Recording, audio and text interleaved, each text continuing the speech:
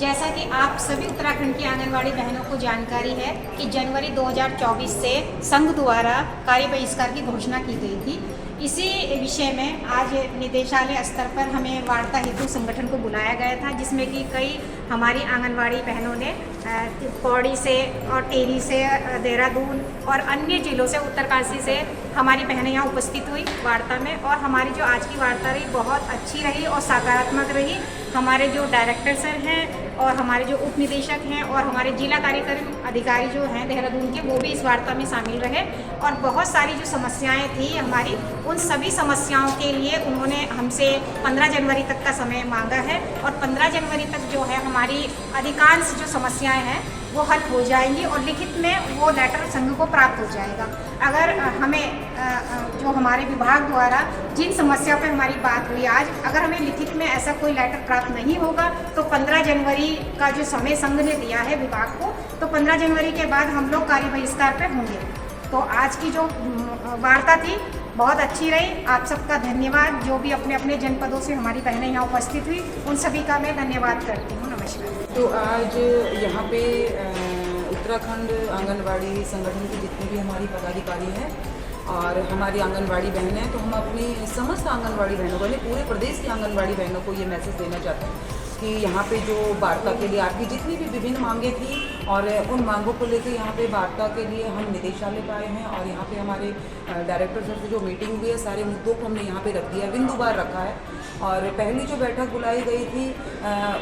इसी परिप्रेक्ष्य में थी कि भाई जो हमने पूर्ण कार्य बहिष्कार का संगठनों ने बोला था, उस पर उन्होंने चर्चा की है। और सारी चर्चाओं पे आप सभी की जो समस्याएं हैं कि मिनी आंगनबाड़ियों का उच्चीकरण कब हो, तो उसमें आश्वासन मिला है कि जनवरी में ये आपकी ढुलान की समस्याएं थी या छोटी बड़ी जितनी भी निदेशालय स्तर की समस्याओं पर हमें पूरा सकारात्मक आश्वासन मिला है कि 30 जनवरी से पहले उन चीज़ों को यहाँ से शॉर्ट आउट कर दिया जाएगा। और बाकी जो आपकी न्यूनतम मानदेय की या बड़ी मांगें हैं, उन्हें यहाँ से भारत सरकार को भेज दिया जाएगा। तो इन सब वार्ताओं के लिए हम यहाँ पे आए हैं। और यहाँ पे हमारी बहन सुशीला खत्री के द्वारा भी जो लेटर दिया गया था कार्य बहिष्कार का, और हम लोगों ने भी उसमें समर्थन किया था, यानी जो भी सारे संगठन वाले हैं उन्होंने भी समर्थन किया था कि जो भी निर्णय होगा सभी आंगनबाड़ियों के पक्ष में, उस निर्णय के लिए हम तैयार हैं। तो अभी 30 तारीख का टाइम दिया गया है कि कितनी मांगें हमारी मानी जाती हैं, कितने मुद्दे हमारे हल होके आते हैं। और भारत सरकार को यहाँ से जब हमारा जो ये भेजा जाएगा, जो हमारी समस्याएँ हैं, उस पर आगे क्या होता है उस पर कार्रवाई चल रही है। पर आज जो भी रहा सकारात्मक रहा और आप सभी के मुद्दों को लेकर हम यहाँ तक पहुँचे। जैसे कि आप सभी बहनें जानती हैं कि कल 26 दिसंबर 2023 को हम लोग निदेशालय गए थे और हमारी जो मांग और समस्याओं पर चर्चा हुई, मैं आपके सामने रखना चाहती हूँ। जिसमें हमारी पहली मांग थी कि आंगनवाड़ी कार्यकर्तियों को सरकारी कर्मचारी बनाया जाए और जब तक सरकारी कर्मचारी नियुक्त नहीं होते तब तक न्यूनतम मजदूरी के हिसाब से 600 रुपये कम से कम एक मजदूर की दिहाड़ी है, उस हिसाब से 18,000 रुपये मानदेय किया जाए। तो जिसमें हमारे उच्च अधिकारियों ने हमसे कहा है कि ये सरकार के स्तर का मामला है, जिसपे हमारे विभाग के जो हमारे अधिकारी हैं वो इसमें कुछ नहीं कर सकते। दूसरी बात हमारी ये थी कि जो हमारा दूसरा बिंदु था, मिनी आंगनवाड़ी केंद्रों को अतिशीघ्र उच्चीकृत किया जाए। इसमें भी हमारे उच्च अधिकारी का कहना ये था कि ये भी सरकार के स्तर का विषय है, मांग है। तो इसमें भी हमारे जो विभागीय अधिकारी हैं उनका कहना था कि हमने भारत सरकार को इसका प्रस्ताव भेजा है और जल्द ही आगामी माह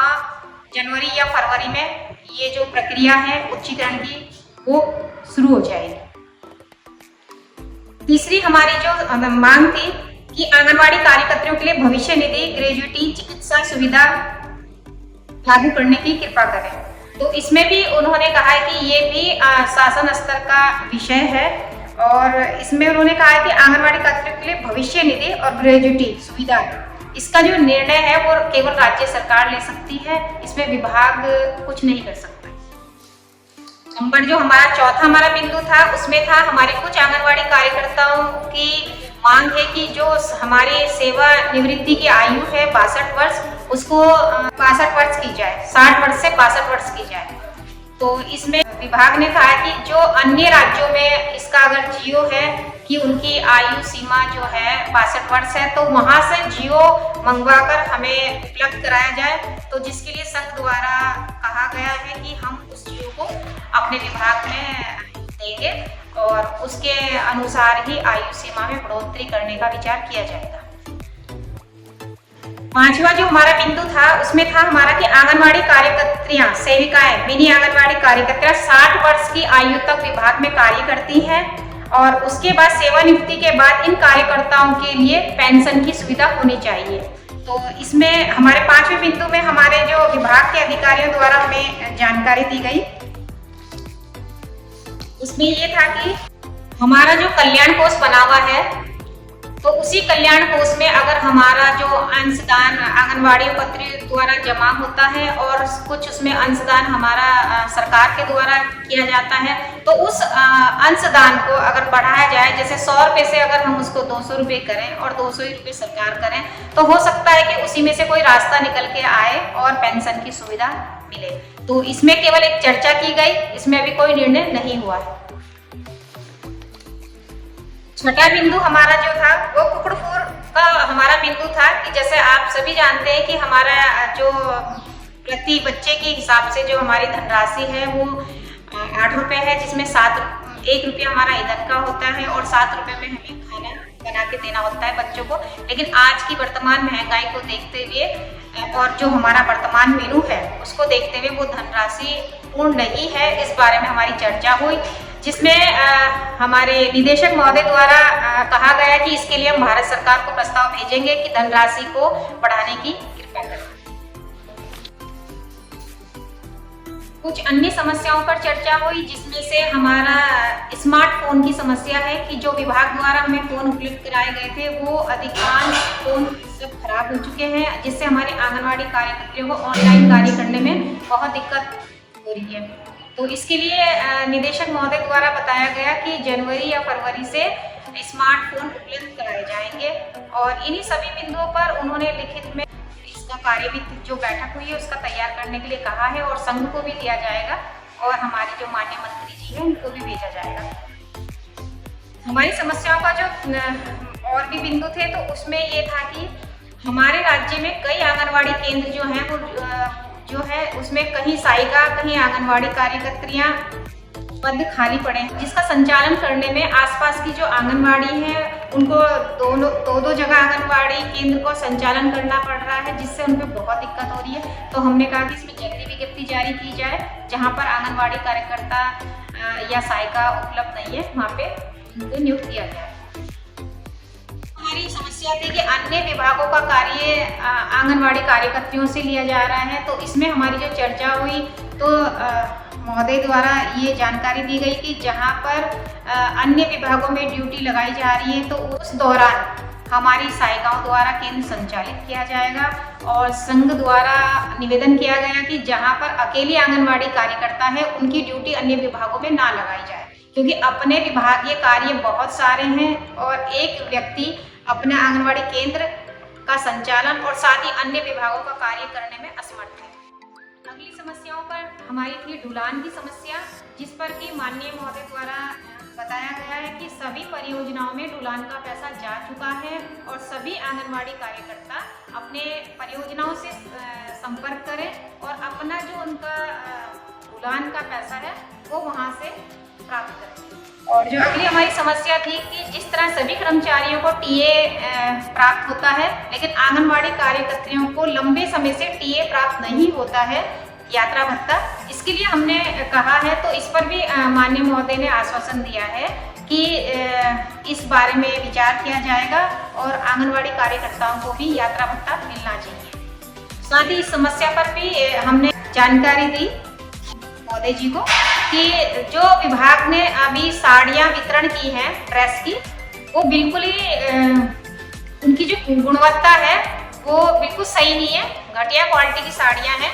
तो जो हमारा इतना अच्छा बजट ड्रेस का आ रहा है तो उसमें सुधार किया जाए, या फिर जो पैसा है धनराशि वो डायरेक्ट आंगनवाड़ी कार्यकर्तियों के खाते में डाली जाए,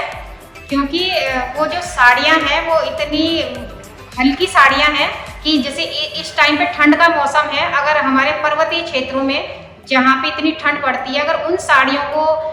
महिलाएं पहनेंगी तो एकदम से वो बीमार हो जाएगी। वो बिल्कुल ट्रांसपेरेंट साड़ियाँ हैं, बिल्कुल हल्की साड़ियाँ हैं, जिस पर कि माननीय महोदय ने कहा है कि इस पर भी हम देखते हैं कि क्या किया जा सकता है। मोदी जी को जानकारी दी गई कि जो हमारा पौड़ी जनपद है उसके जो 2 ब्लॉक हैं, पोखड़ा ब्लॉक है और दुबड्डा ब्लॉक है, इसमें कुछ मानदेय हमारी बहनों का रुका हुआ है। पोखड़ा में 4 माह का मानदेय अभी तक आंगनवाड़ी कार्यकर्तियों को नहीं दिया गया है, साथ ही 1 माह का दुबड्डा का भी रुका हुआ है। तो इसकी सूचना निदेशालय में दे दी गई है, जिसमें हमारे निदेशक महोदय ने कहा है कि शीघ्र ही 1 हफ्ता के अंदर सभी आंगनवाड़ी कार्यकर्ताओं का मानदेय दे दिया जाएगा। तो जो हमारे बिंदु थे वो मैंने आप सभी के सामने रखे हैं। जो हमारी बैठक हुई है हमारे उच्च अधिकारियों के साथ एवं संगठन के प्रतिनिधियों के साथ में, तो मैं ये कहना चाहूँगी कि 15 जनवरी तक अगर हमारे बिंदु थे विभागीय समस्याओं के, तो उनमें अगर हमारे उच्च अधिकारी अगर कोई निर्णय जल्द नहीं लेंगे, अच्छा विचार नहीं करेंगे, तो फिर हम लोग कार्य बहिष्कार करेंगे। नहीं तो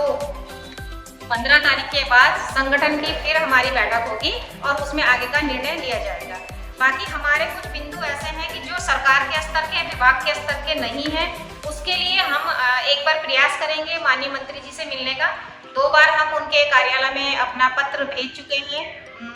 संगठन के प्रतिनिधियों का मुलाकात के लिए, लेकिन व्यस्तता होने के कारण अभी तक हमें कोई जवाब नहीं मिल पाया है